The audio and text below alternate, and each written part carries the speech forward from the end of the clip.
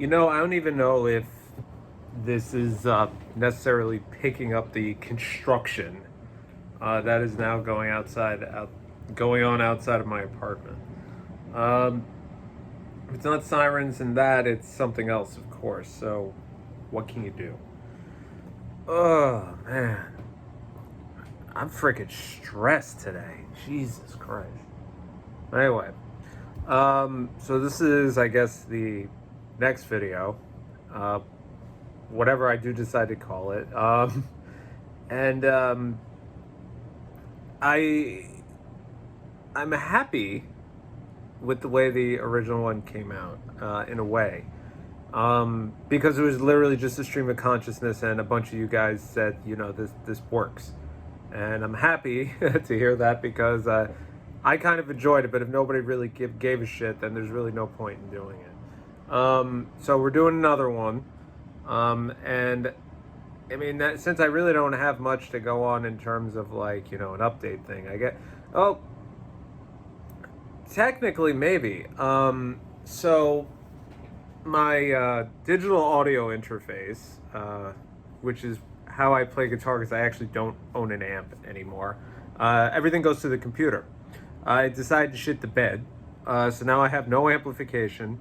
I have two buzzing guitars, and I have 2020, which is preventing me from offing one so I can get a fully functional one. But even if I do now, I need to get a new sort of interface system. Now, I was eyeing originally the Scarlett. I forgot the exact name of it. If you play guitar, you probably know what it is. Because it's really, honestly, they're not that expensive, but it's big, and I already have enough shit on this desk. And by big, I mean like maybe that. This perspective thing really doesn't work, does it? So that's another sort of expense, and even then, obviously, I'm on furlough, so again, it's not really financially responsible. But if anything, I think being on furlough. I mean, I'm not. I mean, I'm still picking stuff up, but I feel like I'm being smarter about it. Case in point, Fairy Tale is getting a game on PS4 and Switch. I think it comes out as of this recording. I think it came out yesterday or today, or I'm not really sure. And I was thinking about getting it, but I wanted to wait and see reviews. I tried to watch the anime. I only gave it like 2 or 3 episodes, and it seemed interesting, but there was just so many episodes. I was like, forget it. And I think this game pretty much runs through the major arcs of the story. So I was like, okay, maybe I'll wait for the game. Because with Berserk, I already knew everything up until like the last arc, and then the game kind of helped. I figured it out, but it really helped. Like, I guess, just put it into a visual for me because I actually didn't have the book. But with this, I was like, wait for reviews. Anyway, it's by Gust, and I've played a bunch of Gust games, and for the most part, I think they do an exceptional job on $20. Because their games do tend to be very budget conscious. And that, I mean, if you play Blue Reflection, which is a beautiful traditional JRPG that really pays homage to the magical girl anime series like Sailor Moon and Cardcaptor Sakura and all that stuff, it's really good, but it reeks of budget. And I feel like they could have done more with it, but they didn't, but they couldn't. And now I'm hearing there may be a sequel, and I'll definitely be there day one, because while I really did enjoy it, I felt like there was something missing. But, now with this game, originally I was thinking, oh, Best Buy's doing a $10 gift card if you buy it as a pre-order. And then I was like, I'm not going to play it immediately. So why the hell am I running to get it for $49.99 when 3 months from now or 4 months from now, whenever the hell Black Friday is, it could very well be $39.99 or $29.99. And hopefully by then, knock on wood, I am gainfully employed again or working in some capacity, and I could justify the spend, as opposed to prioritizing food. But we'll see. From what I understand, it's reviewing decently well, but I haven't really looked into it that much yet. None of the channels I follow have put up a review of sorts yet. Tark's Gauntlet just put up one for AI the Somnium Files, and I absolutely love that game. So I don't know what he said, but I think it's great, to say the least. But I guess in terms of like that's really all that's going on here. But I think recently, I guess talking on the YouTube part, YouTube is obviously it's very different from when I started on this channel, or way back in the day with video responses and all that stuff. And I find it kind of interesting that this is the shirt of the day. I find it kind of interesting that a bunch of the channels I used to watch are coming out of the woodwork again. Pete Dorr has been putting up videos. TV and Lust, Craig, he started to put stuff up again very lightly. And they've both really taken to sort of the same direction I am. Or, well, they did before me, but I'm kind of jumping on the bandwagon, as it were. But kind of just like, been there, done that. I mean, honestly, they both did far more production than I ever did, by leaps and bounds. But they kind of just want to talk. They clearly, I mean, I know Pete has a very established Twitch community. Craig, I'm not so sure about. And I don't think his podcast is going on anymore either. But clearly, to me, it says, like, I still enjoy this hobby and I want to talk about it. And that's really where I am at this point. But at the same time, I don't want to lock myself in anymore because I do other stuff.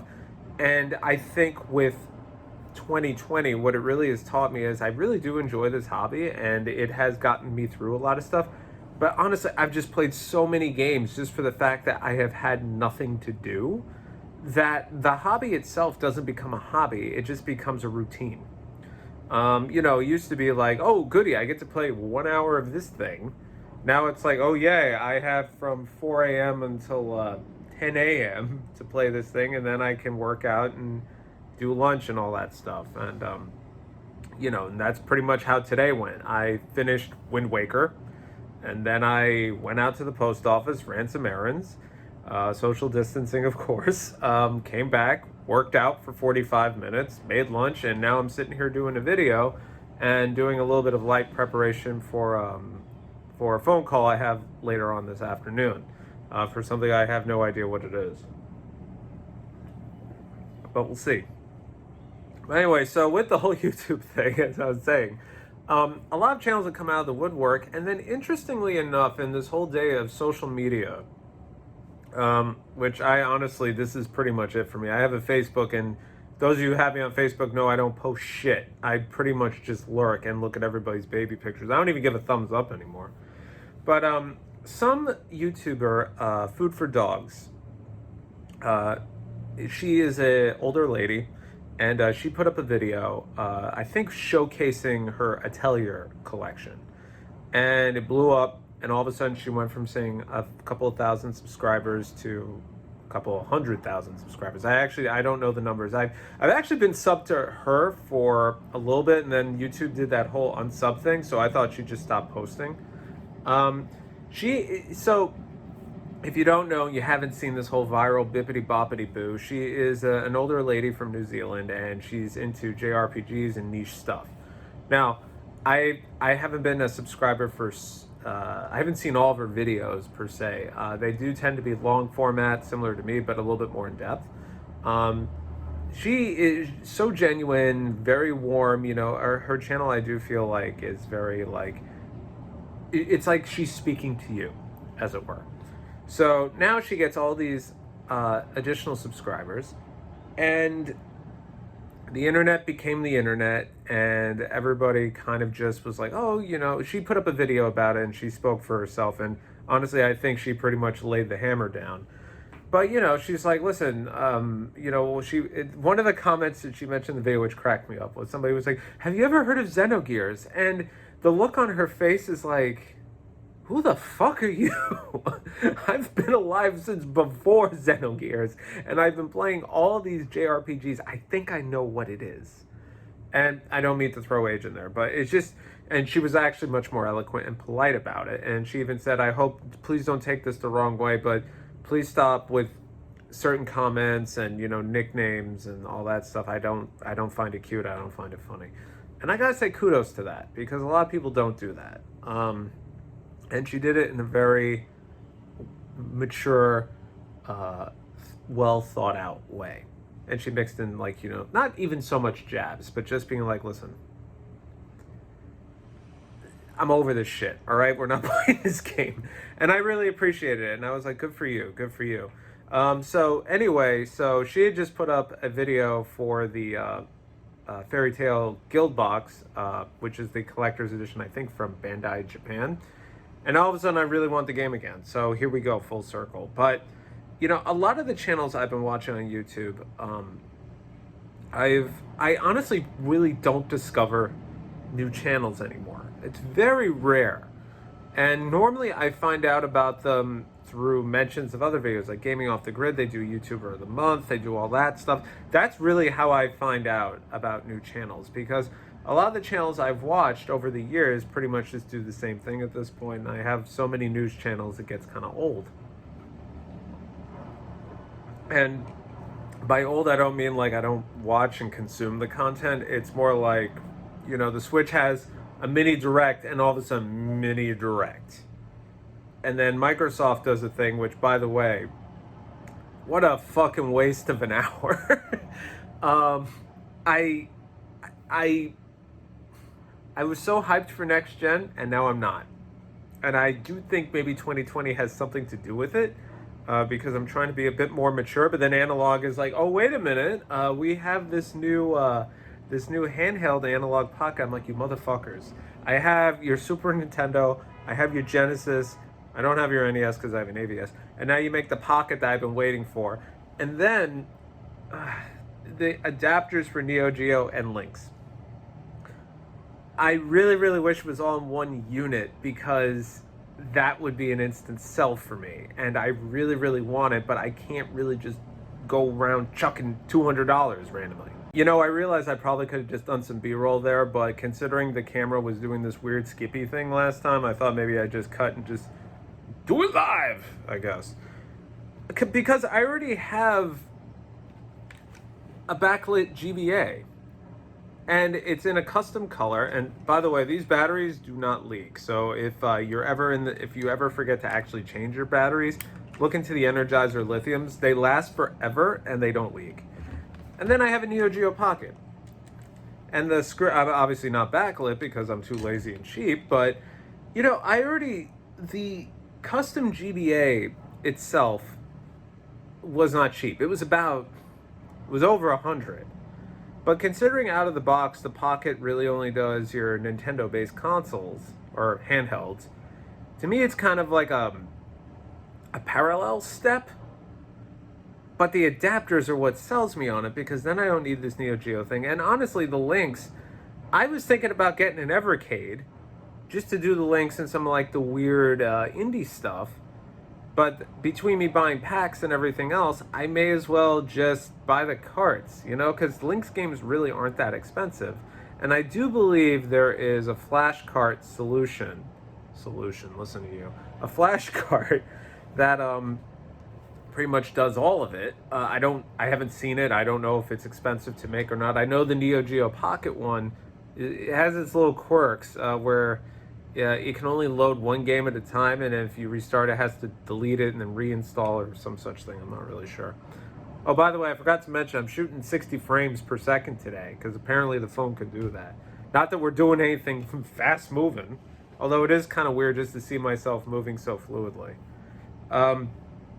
But yeah, just like it looks so like I want it. And then even so, I mean, some of you guys know, way back when, before all this stupidity happened, I got myself a Polymega, or rather I pre-ordered a Polymega. I don't think this shit's ever coming out, and that was before the mode was announced, because my idea with the Polymega was to use it for PS1, Sega Saturn, and Turbo CD and Turbo Graphics. So pretty much I would be able to, once again, mitigate disk usage. Oh, and Neo Geo CD. And I would be able to enjoy some of that stuff. The beauty of the whole thing, which I don't know if this was intentional or not, it seems to be that once you install the game on the hard drive, you don't need the disc anymore. So if that's the case, we could have some very expensive rentals in our future, as it were. Yeah, that's bad business practice. Don't do that shit. But if you're gonna borrow it from a friend, hey, send me your Panzer Dragoon. I install it and I send it right back. The actual discs will be sent back. Something like that could be really cool for people that just want to spend a huge sum of money right from the get-go and not spend a huge sum of money month over month, as it were. But it's been since delayed. I know there's been some beta. Sawamaru's been going through it. I'm very impressed with it, honestly, and I have no doubt all this stupidity has something to do with it. Because even now we're only seeing stuff getting delayed over and over again, and Too Many Games was canceled. I mean, I think they rescheduled it till September, but I had already, they had invited everybody, to either transfer their ticket to that or to 2021. I opted for 2021, only because I don't know what's going to happen. I don't think anybody knows what's going to happen. And it's a new story every day. And the best we can do is just, keep our shit together best we can and try to stay as healthy as we can. But I think, I don't know where I'm going with any of this, but pretty much with gaming, it's reached a point for me where it's like, these things are what gets me now. Like, I mean, I already said last time I'm pretty much done with collecting except for some odds and ends. And I do have a pickup. This bad boy showed up, and he was honestly not that expensive because it's used and it came damaged, but he's gonna get open, fuck it. There, so now that we've gotten that out of the way, he can go up on the shelf, and that's pretty much the long and short of it. Stupidity. Cardboard. There, we did an unboxing, a Ghetto Guud unboxing. But yeah, no, I actually kind of like the Snake Amiibo. And he can stand next to my Snake Nendoroid up here on the collection shelf. Actually, you know what? Come to think of it, I don't think I've ever really I've showed people pictures of this. I haven't actually showed this little shrine of favorite shit that I got going on above my desk.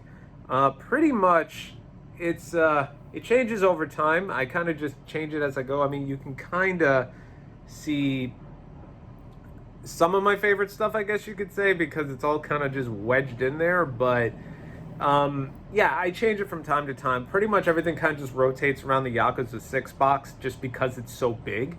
But from time to time, depending on what comes in, I do change some of, like, the carts and whatnot. And I have gotten into collecting these stupid Neo Geo shock boxes from Limited Run. But that's stuff that's really just fun for me from a collector's perspective currently. Because honestly, there's a lot of stuff that isn't really jumping out to me. And part of me even wonders if you guys are interested. I think I should do updated collection videos because they have vastly changed since the ones I did previously. Now, certain consoles are easier for me to get to than others because New York apartment, save the stuff that's behind me and the stuff that's above me, a lot of the stuff is packed away. Especially if it's on something where I have an EverDrive solution. It's in a closet. So if you have any requests, let me know. Personally, I think I should do the Super Nintendo. Out of laziness, it's literally sitting next to me, and I don't think I've ever shown it off. I've never shared it. Sorry, I don't mean to show off. It's not about what you have, it's how you use it and if you enjoy it. And honestly, that being said, he kind of looks like I don't know if it's going to pick up too well. He kind of looks like a very ghetto-looking Steven Seagal. Why does that trick work for everybody but me? Fucking nonsense, bullshit. So, there's something else I wanted to talk about. This is going everywhere. In terms of games I've finished, I've been doing pretty good, and unlike last time, I'm not going to be lazy, and I'm going to click over here to the backloggery so I can actually remember what the hell I finished. Okay, so for this month, I'm not going to go through everything. It's just there's some key offenders here that have just really pissed me off to no end. I finished Disgaea 5 complete, like I mentioned, and it had shown an anime syndrome. where it just didn't know when the fuck to shut up, and it it reached a point for me where, as I said, like, I enjoyed the game. 4 is still my favorite, but it ran out of stuff to say from a story perspective, and it kind of just kept going because they're like, oh shit, we never closed this up, and then it's closed in like a whole chapter that's like a giant boss fight, and then that's that. And then I finished this one hurt. Tokyo Chronos I finished, and this is a VR visual novel game. So obviously with visual novels, it's a little difficult to go into what the story's about because it is a spoiler. But Food for Dogs, which is why I also wanted to mention her earlier, she actually did a nice video pretty much discussing Chaos Child, which is a visual novel. And she did it probably in the best way you possibly can without really spoiling much of anything other than what is the immediate in the know stuff. But Tokyo Chronos was interesting because this was a Kickstarter game. I didn't know. And it's made by industry veterans, which all of these Kickstarters are made by. Actually, before we even touch on this, no, I'll come back to that. Gotta keep these, otherwise these timestamps are going to say to be continued and everything else. So, Tokyo Chronos was made by industry veterans, and it came from Seikai Project. Kickstarter was done for PSVR, Oculus, and all this stuff. And then, Kickstarter's typical Kickstarter stuff. And then a physical copy comes out in Japan, available through Amazon, which is where I got mine. I didn't back this project, didn't even know it was a project. And then it was released digitally over here. Now, I don't know the backstory behind this. I don't know if everybody's pissed off or the physical came out before the Kickstarter rewards or anything along those lines. But this game itself, it starts off kind of thriller anime style, I'll say. As I mentioned in the last video, you're kind of just thrown into this VR experience from first-person perspective. Very little interaction. It's pretty much just straight reading. You can look around, and the good thing is the text actually follows you. So if you move your head this way, it goes back and forth. So all that stuff is really great.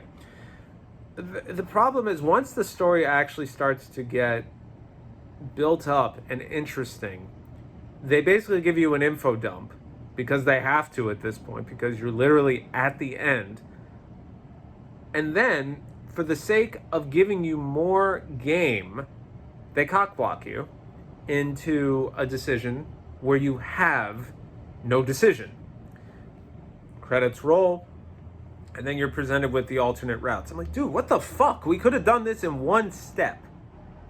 Like, why not just intermingle those decisions and allow the character development throughout the game?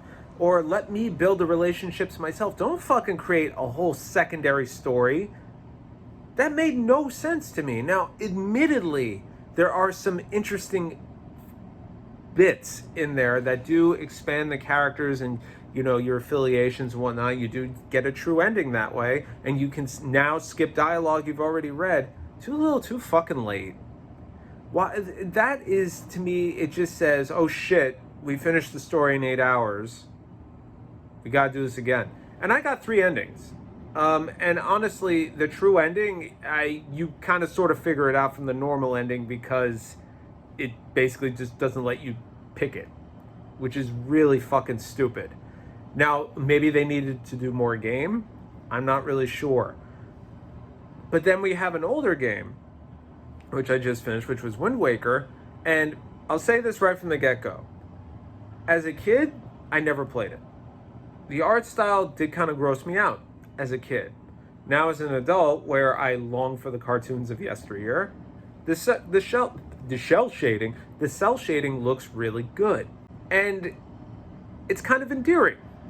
I think Link is very expressive. I don't know why he has the AVGN frown in like almost every single scene. I can't stop seeing James Rolfe every time he gets upset. But this game, I feel like, was purposely designed to soak up your time. Trust me, I've played a lot of games that don't respect your time. Final Fantasy 15 doesn't respect your time. Final Fantasy 11 certainly does not respect your time.